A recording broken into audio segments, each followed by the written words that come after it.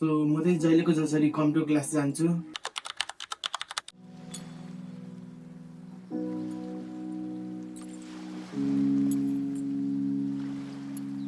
चाहिँ कम्प्युटर क्लासबाट घर फर्केर खाना खाँदै हुन्छु र मम्मीले भन्नुहुन्छ कि अब हामी चन्द्रगिरी घुम्न जानुपर्छ भनेर, र अब हामी चन्द्रगिरीको लागि निस्कन्छौँ।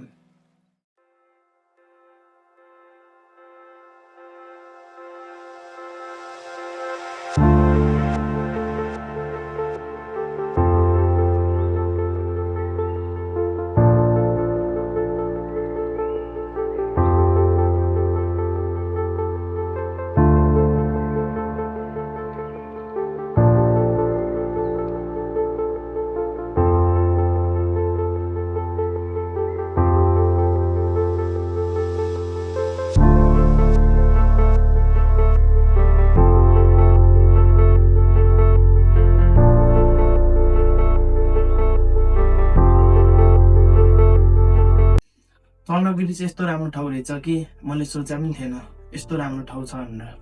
चन्द्रगिरीको माथि चाहिँ एउटा मन्दिर थियो र मन्दिरको साइड साइडमा चाहिँ पृथ्वीनारायण शाहको मूर्ति र पृथ्वीनारायण शाहले भनेका कुराहरू लेखेका थिए।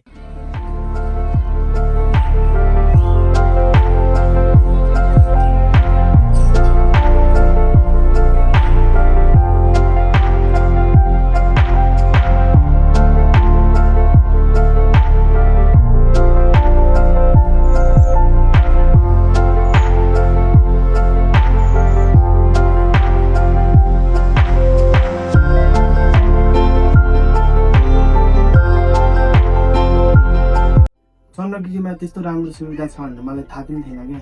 किन भन्नु न, त्यहाँ चाहिँ बच्चाहरू खेल्नको लागि छुट्टै ठाउँ रहेछ क्या।